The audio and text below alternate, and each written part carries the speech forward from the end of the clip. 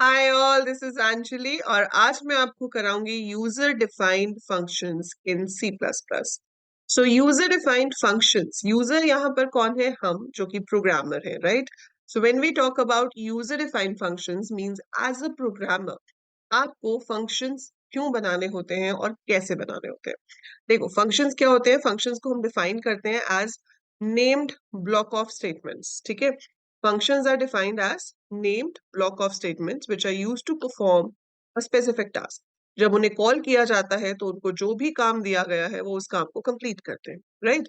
जैसे कि आपके पास बने बनाए फंक्शंस हैं, लाइक यू हैव SQRT जो कि square root of a number calculate करके देता है, POW है जो कि आपको पावर कैलकुलेट करके देता है।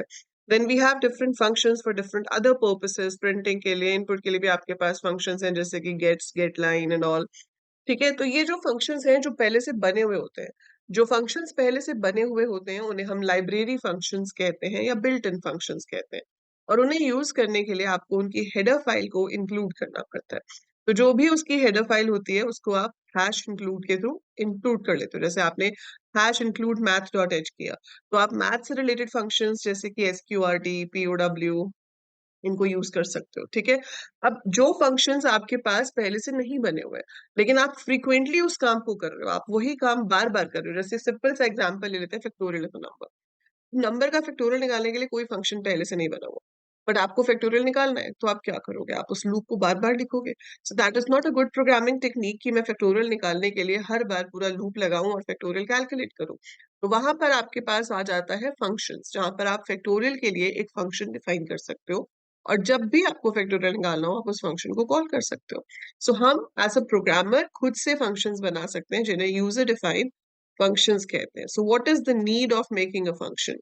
First thing is reusability of code. जो मैंने आपको बताया कि आपको सेम काम बार बार करना है तो आप उसको बार बार नहीं करोगे, आप उसे एक बार लिख लोगे और जितनी बार आप उसको एग्जीक्यूट करना चाहते हो उतनी बार उसको कॉल करोगे। तो जहां पर भी आपको चाहिए कि वो एग्जीक्यूट हो जाए, just call the function and the code will be executed over there. So that is reusability of code. ठीक है, तो वो हो गया आपका reusability of code। Reusability of code के बाद क्या है? Complexity is reduced. कि अगर मेरे पास एक बहुत बड़ा प्रोग्राम है जिसमें हम बहुत कुछ कर रहे हैं, उसको हम छोटे छोटे पार्ट्स में डिवाइड करते हैं, मैं उस बड़े टास्क को छोटे पार्ट्स में डिवाइड कर देती हूँ, तो कॉम्प्लेक्सिटी जो है कोड की वो रिड्यूस हो जाती है। Complexity of the program is reduced, right? कि आपने बहुत बड़ी प्रॉब्लम को छोटे छोटे पार्ट्स में डिवाइड कर दिया, तो उन छोटे पार्ट्स को कोड करना, उन छोटे पार्ट्स को मैनेज करना इजी हो जाता है। और अगर बाय चांस किसी में गलती आ रही है तो वो गलती ढूंढना भी इजी हो जाता है। So debugging becomes easier. So bug का मतलब होता है error in a code and debugging means finding out and correcting the errors. So debugging also becomes easier. So ये तो फायदे हैं यूजर डिफाइंड फंक्शंस के। तो आज की वीडियो में हम क्या क्या पढ़ने वाले हैं? आज हम पढ़ेंगे how to create a UDF, that is user defined function, types of UDF, when we will be doing कि user defined functions में inline functions क्या होते हैं, functions with default arguments क्या होते हैं, function overloading क्या होता है, and functions में call by reference कैसे काम करता है। ठीक है, so this is all we're going to do in today's video, so watch the video till the end to understand each and every aspect of functions carefully, right? So सबसे पहले देखते हैं कि फंक्शन बनता कैसे है। So फंक्शन बनाने में 3 स्टेप्स होते हैं। पहला स्टेप होता है फंक्शन प्रोटोटाइप, या जिसे हम फंक्शन डेक्लरेशन कहते हैं। So it's called function prototype और function declaration. So function prototype और डेक्लरेशन हो गया। सेकेंड स्टेप हो गया आपका फंक्शन कॉल। जहां पर भी आपको चाहिए आप फंक्शन को कॉल करोगे ताकि वो एग्जीक्यूट हो। And then we have function definition. अब इसको हम 2 स्टेप्स में भी कर सकते हैं। अगर आप डिफाइन डेक्लेरेशन के साथ ही कर दो तो आपको अलग से डिफाइन नहीं करना पड़ता, बट हम यूजुअली ऐसे कर सकते हैं कि पहले डिक्लेयर कर दें, फिर जहां पे कॉल है कर लें और मेन खत्म होने के बाद आखिरकार फंक्शंस को डिफाइन करते हैं। So we can do like that. अगर हम उस तरीके से करते हैं तो प्रोटोटाइप में देखो क्या क्या आता है। प्रोटोटाइप मतलब कि फंक्शन किस टाइप की वैल्यू रिटर्न करेगा। Now one function can return only one value, ये रूल है। एक फंक्शन एक ही वैल्यू रिटर्न कर सकता है। So one function can return only one value, so we write return type. Then we write name of the function. So हम function का नाम देते हैं, राउंड ब्रैकेट में हम लिस्ट ऑफ आर्ग्यूमेंट्स देते हैं and we put a semicolon at the end. अगर आपने यहाँ रिटर्न टाइप में कुछ भी नहीं लिखा है, so by default it is taken as integer, कि आपका जो फंक्शन है वो कुछ तो कैलकुलेट करेगा और उसके बाद वो कोई वैल्यू वापस देगा। वो जो वैल्यू है वो आपकी बाय डिफॉल्ट इंटीजर होती है। अगर कैर है या कुछ और है तो वो आप लिख सकते हो। इन केस आप कुछ भी रिटर्न नहीं कर रहे हो, so just write void over there. So void का मतलब होता है VOID। Void is a data type which means nothing. So हम कुछ भी रिटर्न नहीं कर रहे हैं अगर वहां पर वॉइड। सो रिटर्न टाइप आपका हो गया by default integer, right. Now अब आपके पास आता है फंक्शन का नाम। जो नेम है उसके लिए भी वही बेसिक रूल्स हैं कि it should be a valid identifier, उसके अंदर स्पेशल सिंबल स्पेसेस नहीं होने चाहिए, then only alphabets digits and underscore is allowed. पहली पोजीशन पर आपका डिजिट भी नहीं हो सकता है। राउंड ब्रैकेट्स देंगे, लिस्ट ऑफ आर्ग्यूमेंट्स मतलब integer, character, float, what type of value you are passing you have to specify that. और एंड में आपका आना चाहिए semicolon. So semicolon is to mark the end of statement. So जो declaration है उसके पीछे सेमीकोलन जरूर आएगा, डेफिनेशन के पीछे हम नहीं देंगे। So return type, name of the function, bracket में list of arguments, bracket close, ठीक है, एंड अ सेमीकोलन। ये प्रोटोटाइप है। फॉर एग्जांपल अगर मुझे फैक्टोरियल के लिए बनाना है तो मैंने बनाया int factorial and I am passing one integer. अगर मैं HCF ऑफ टू नंबर्स बना रही हूँ, so it could be int HCF int comma int, मतलब हम दो इंटीजर्स का HCF निकाल रहे हैं, ठीक है। अगर आप एक table of a number print कर रहे हो तो डायरेक्ट कुछ भी रिटर्न नहीं कर रहे हो, तो it should be void table int, मतलब इस इंटीजर नंबर का टेबल प्रिंट होगा बट डायरेक्टली कुछ भी रिटर्न नहीं होगा। So this is how we give a prototype. Prototype तो हो गया, ठीक है। फिर जब कॉल होगी, जैसी जरूरत है वैस तरह से आप कॉल कर लेंगे। और जब आप मेन के बाद फंक्शन को डिफाइन करोगे तो जो फंक्शन डेफिनेशन है उसमें फिर से हम रिटर्न टाइप देते हैं, फंक्शन का नाम देते हैं जो भी आपने ऊपर डिक्लेरेशन में दिया था, ब्रैकेट में list of parameters along with their data type and जो भी नाम आप उसको देना चाहते हो। इसके पीछे सेमीकोलन नहीं आएगा और यहाँ कर्ली ब्रैकेट में मैं स्टेटमेंट्स लिख दूंगी। So I am going to write all the statements here जो मुझे एग्जीक्यूट करानी है जब फंक्शन कॉल हो। तो जब ये फंक्शन कॉल होगा तो इस कर्ली ब्रैकेट्स के अंदर जो भी स्टेटमेंट्स लिखी हैं वो एग्जीक्यूट हो जाएंगी, ठीक है। अब डिपेंडिंग अपॉन दिस कि आपके फंक्शन में कितनी वैल्यूज पास हो रही हैं या वो क्या रिटर्न कर रहा है, तो उसके टाइप्स क्या होते हैं। देखो, एक होता है जिसमें कोई भी आर्ग्यूमेंट पास नहीं हो रहा, no argument passed, no value returned. मतलब हम एक ऐसा फंक्शन कॉल कर रहे हैं जिसको हम ना तो कुछ पास कर रहे हैं ना ही वो कोई डायरेक्ट वैल्यू रिटर्न कर रहा है, लेकिन वो फिर भी अपना काम कर रहा है। जैसे हमारे पास एक फंक्शन होता है CLRSCR, it's in conio dot H, ठीक है। conio डॉट एच की एक हेडर फाइल होती है, उसमें होता है ये क्लियर स्क्रीन। इसका फुल फॉर्म है क्लियर स्क्रीन, CLRSCR। मैं इसकी ब्रैकेट में कुछ भी पास नहीं कर रही हूँ, मतलब कोई आर्ग्यूमेंट पास नहीं हो रहा है, वो वापस भी कुछ नहीं दे रहा है, मैं कहीं रिसीव नहीं कर रही, तो मतलब no value is return. So clear screen का पर्पस क्या है कि स्क्रीन को क्लियर कर दो, तो जो आपकी आउटपुट स्क्रीन होती है ब्लैक, वो स्क्रीन क्लियर हो जाएगी। उस पर जो भी कुछ प्रिंट हुआ हुआ था वो इरेज हो जाएगा, तो स्क्रीन विल बिकम ब्लैक। जो भी प्रिंट होगा वो उसके ऑनवर्ड्स प्रिंट होगा। So this is one example of such a function जहां पर हम कुछ भी पास ना करें और वो कुछ भी हमें रिटर्न नहीं कर, ठीक है। जैसे मुझे एक स्टार्स की लाइन प्रिंट करनी है, 50 स्टार की लाइन में बना सकती हूँ और मैंने उसका नाम लिख दिया शो स्टार। अब मुझे पता है कि 50 स्टार्स ही प्रिंट करने हैं, I am not passing anything, not returning anything, लेकिन प्रिंट तो हो रहा है ना, तो अपना काम तो कर ही रहा है, ठीक है। दूसरा केस हो सकता है आर्ग्यूमेंट्स तो हमने पास किए पर वैल्यू रिटर्न नहीं की, arguments passed, no value return. अब इसी को अगर मैं थोड़ा चेंज कर दूं, शो स्टार को, मैं ये कहती हूँ कि मैं शो स्टार कॉल करूंगी लेकिन मैं बताऊंगी कि कितने स्टार प्रिंट करने हैं। अगर मैं 80 पास करूं तो वो 80 स्टार्स को प्रिंट कर दे, अगर मैं 100 पास करूं तो वो 100 स्टार्स को प्रिंट कर दे, राइट। लेकिन वो डायरेक्टली कुछ भी रिटर्न नहीं कर रहा है, वो डायरेक्टली कुछ भी रिटर्न नहीं कर रहा है, मतलब उसका रिटर्न टाइप वॉइड है। लेकिन आप पैरामीटर आर्ग्यूमेंट जो है वो पास कर रहे हो, तो वो कौन सा केस हो गया, arguments passed but no value return, ठीक है।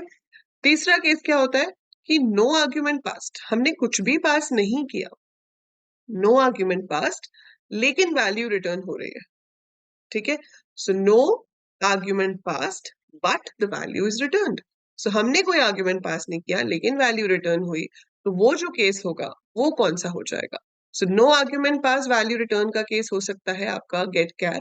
आप एक फंक्शन है कॉल करते हो ऐसे, ch is equal to get char, it will read a character from the screen, और जो कैरेक्टर रीड होता है उसको वो ch में ले आता है। तो हमने कुछ पास तो नहीं किया लेकिन उसने कुछ रिटर्न तो किया है। ऐसे ही आप रैंडम फंक्शन को कॉल करते हो, रैंडम फंक्शन को जब हम कॉल करते हैं तो जो भी हमने कॉल किया है वो हमें 0 से लेके 1 के बीच में कोई भी रैंडम नंबर दे देगा।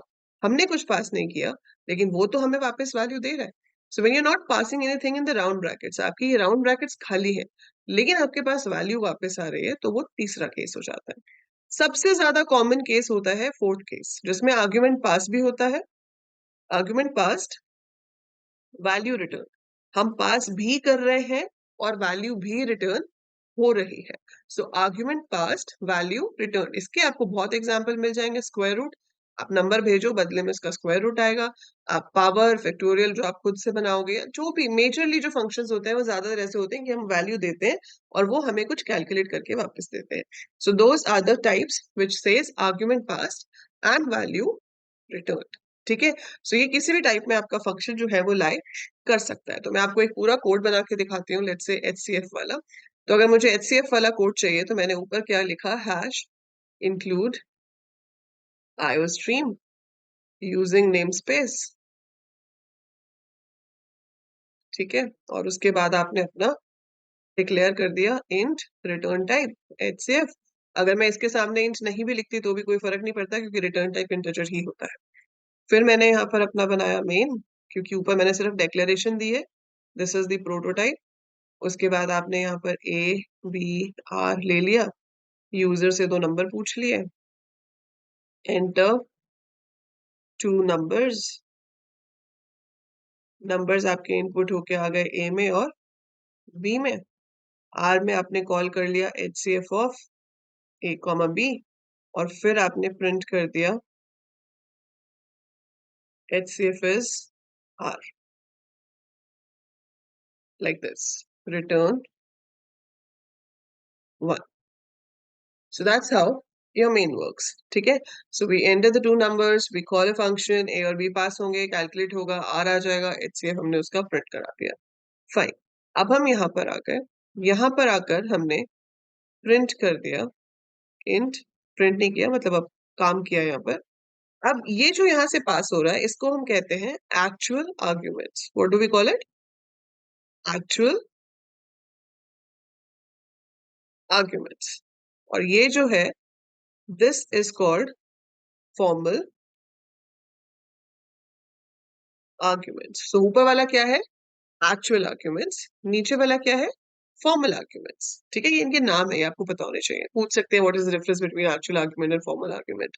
तो जो एक्चुअल वैल्यूज है उन्हें एक्चुअल आर्ग्यूमेंट्स कहते हैं, जो रिप्रेजेंट कर रहे होते हैं उनको वो फॉर्मल आर्ग्यूमेंट्स होते हैं। अभी यहाँ पर आप अपना लूप लगा लो कि भाई जब तक x mod y is not equal to 0 तब तक क्या करना है? तब तक आपने एक वेरिएबल ले लिया कुछ भी, यहाँ पे इंट z। तो z को हमने ले लिया x मॉड y, x में y पुट कर दिया और y में z पुट कर दिया।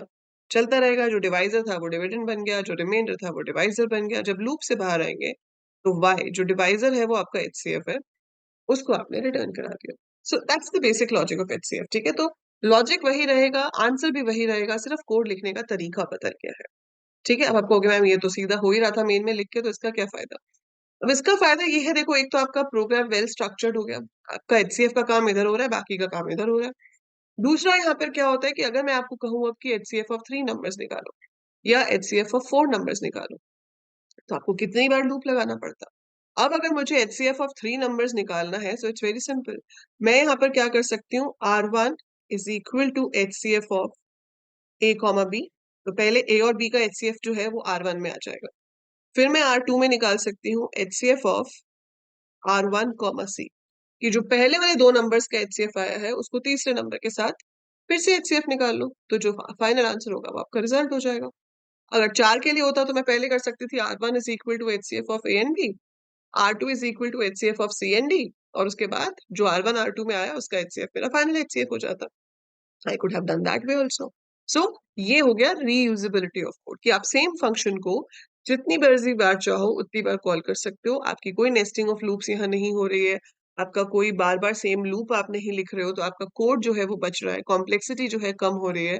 कोई अगर एरर आ जाए तो ढूंढना और ठीक करना भी आसान हो जाता है। So that's how we make functions normal. ठीक है, सो ये तो हो गए नॉर्मल फंक्शंस बनते कैसे हैं, किसी भी चीज के लिए बनाए जा सकते हैं। देन आपके पास एक टर्म आती है इनलाइन फंक्शंस की। देखो इनलाइन फंक्शंस जो है it's a request to the compiler basically. Normally functions कैसे एग्जीक्यूट होते हैं, हमें पता है कि हमारा प्रोग्राम सीधे तो एग्जीक्यूट होगा नहीं, पहले कन्वर्ट होगा किसमें, मशीन लैंग्वेज में, है ना। So your program is compiled into machine language and then it is executed.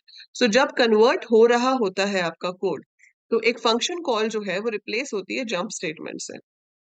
So function call is replaced by a jump statement. मतलब जहां पे फंक्शन कॉल हो रहा है वहां से कंट्रोल जंप करके जाता है फंक्शन पे, फंक्शन को एग्जीक्यूट करता है, फिर वापस आता है वहीं पे जहां से कॉल हुआ था।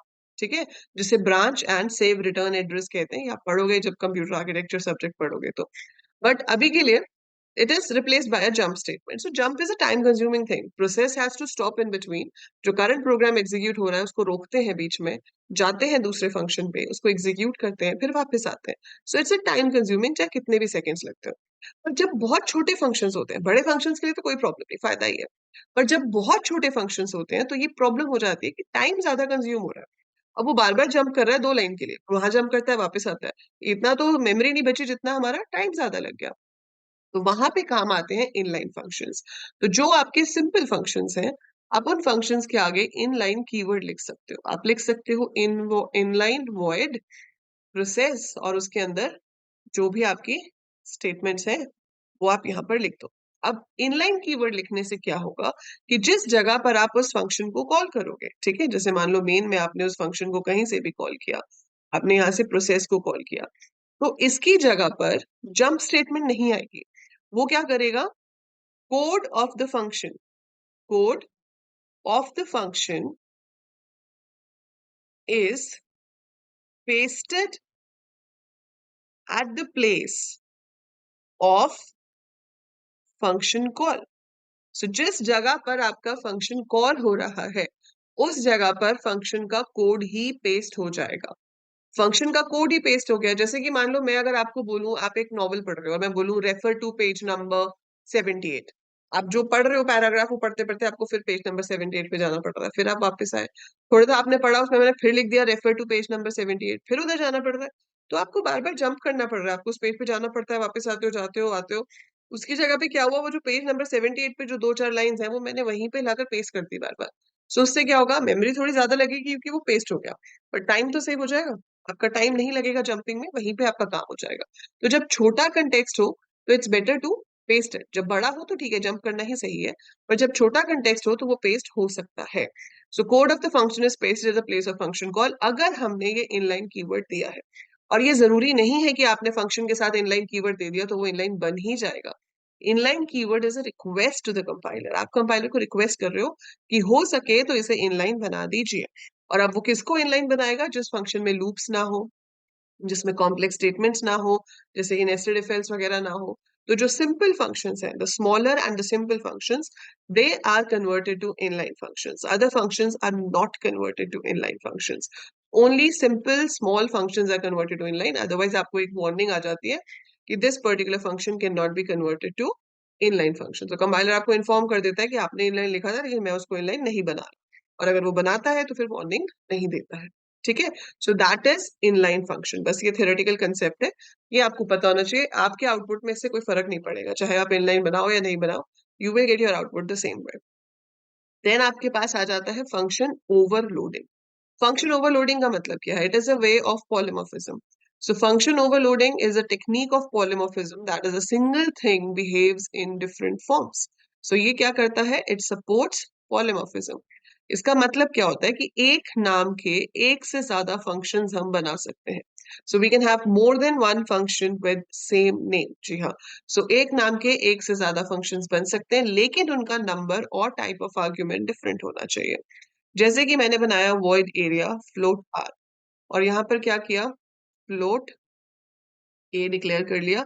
ए क्या हो गया, 3.14 इंटू आर, और फिर मैंने यहाँ पर लिख दिया return a. So this is to find area of a circle.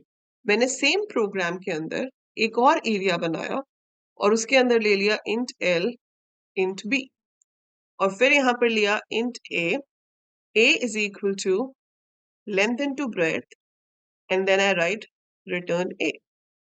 ठीक है, सो इससे क्या होगा, आपका एरिया रिटर्न हो जाएगा. सो यहाँ पर क्या हुआ, एरिया ऑफ सर्कल है, यहाँ पे एरिया ऑफ रेक्टेंगल है, दोनों का नाम एरिया है, और डिफरेंट क्या है, the arguments, the number of arguments और the type of arguments.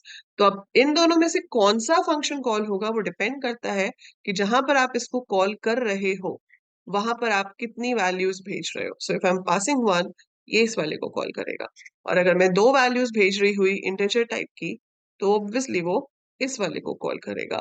So which of the function has to be executed, so which of the function has to be executed depends on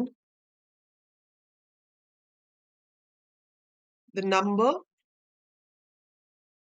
and type of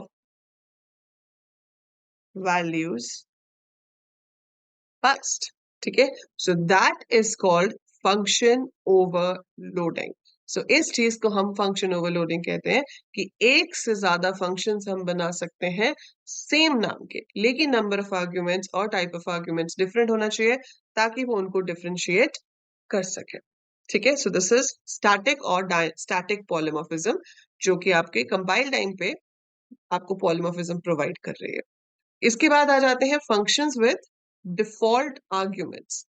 इसका क्या मतलब है, देखो default वो चीज होती है जो देनी ना पड़े, पहले से आ जाए, है ना.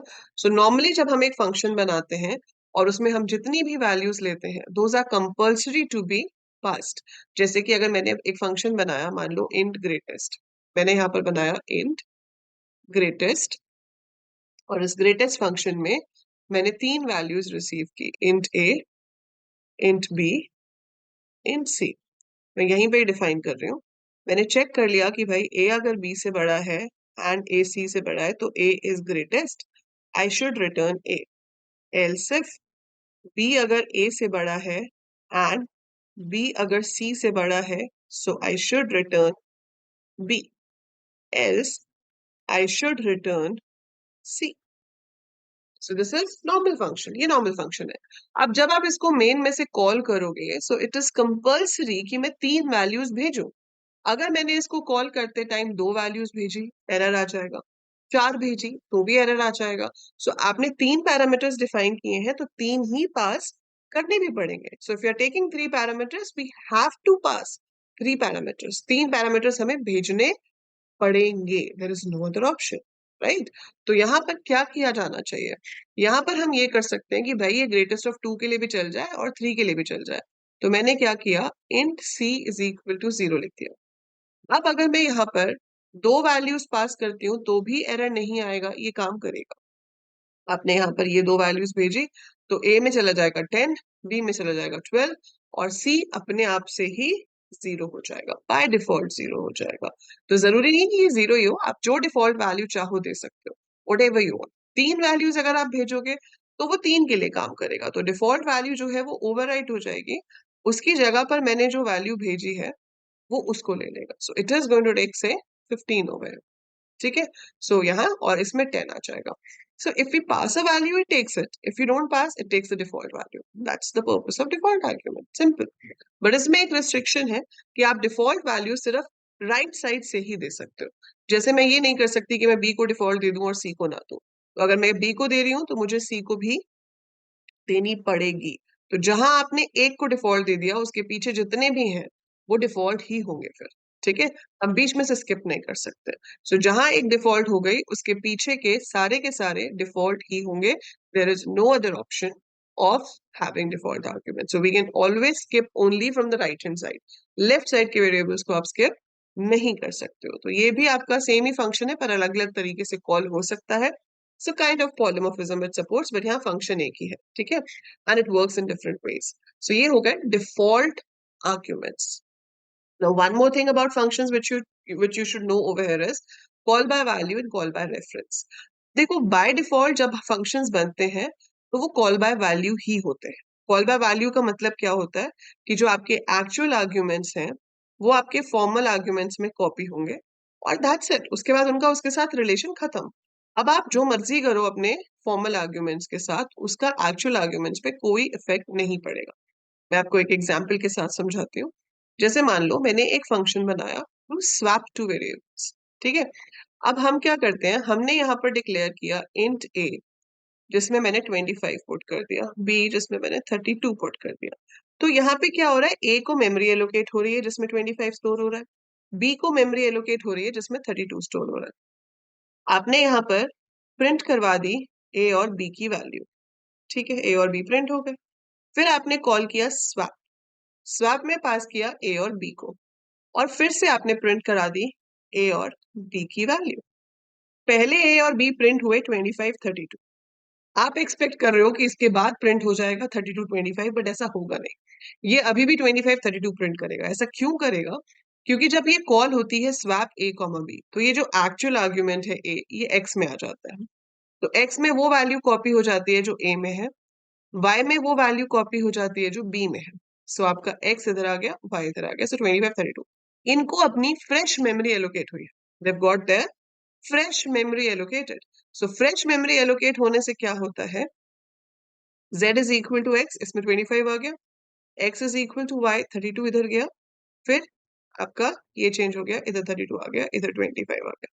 ठीक है, एक्सचेंज हो गया, एक्सचेंज हो गया, पर वो तो x और y में हुआ ना, x और y में हुआ, उसका a और b के साथ तो कोई लिंक ही नहीं था। ए और बी तो अलग मेमोरी लोकेशंस हैं, तो आप जो चेंजेस कर रहे हो वो तो एक्स और वाई में हो रहे हैं, उनका ए और बी के साथ कोई लेना देना ही नहीं है। This is called by value, that values of actual arguments are copied into formal arguments. So values of actual arguments are copied into formal arguments and any changes you make are not reflected back. आप कोई भी change करो वो वापस reflect नहीं होता है। ये बहुत ही इंपॉर्टेंट क्वेश्चन है, आपको अपने प्रैक्टिकल्स में भी पूछा जा सकता है, आपको थ्योरी एग्जाम में भी पूछा जा सकता है। What is the difference between call by value and call by reference? Must explain it with example. So call by value is when values of actual arguments are copied to the formal arguments. Any changes made are not reflected. Call by reference में क्या होता है, हम इसके आगे ये sign लगा देते हैं। इससे देखो बहुत फर्क पड़ जाता है। बहुत फर्क क्या पड़ जाता है, अब ये बनेंगे ही नहीं। This is not going to be there. क्यों? क्योंकि अब ये क्या हो रहा है, स्वैप ए कॉमा बी, और ए किस में जा रहा है, इस लाइन में। ये स्टेटमेंट बन रही है int ampersand X is equal to A, दूसरी बन रही है int ampersand Y is equal to B. अब जिसके साथ एम्परसेंड लगा होता है वो हो जाता है रेफरेंस ऑपरेटर। Reference operator मतलब it is a nickname for A. So it is just another name for an existing variable. ये एक already existing variable का एक और नाम है। तो इसी का नाम X हो गया, इसी का ही नाम Y हो गया। So इसी को एक और नाम दे दिया। अब आप जब चेंजेस करोगे तो वो एक्चुअल चेंजेस जो है वो यहाँ पर हो रहे होंगे। सो यहाँ पर 32, यहीं पे 25 होगा ताकि आपके चेंजेस रिफ्लेक्ट हो। बस इतना सा एम्परसेंड लगाने से। और ये एम्परसेंड ये बताता है कि भाई don't allocate new memory for your formal arguments. Formal arguments को कोई न्यू मेमोरी एलोकेट नहीं होगी। It will be referring to the same memory locations. तो वो सेम उन्हीं मेमोरी लोकेशंस को रेफर कर रहा है जो आपके मेन में थी। अब आप जो चेंजेस यहाँ करोगे वो चेंजेस वापस रिफ्लेक्ट होंगे।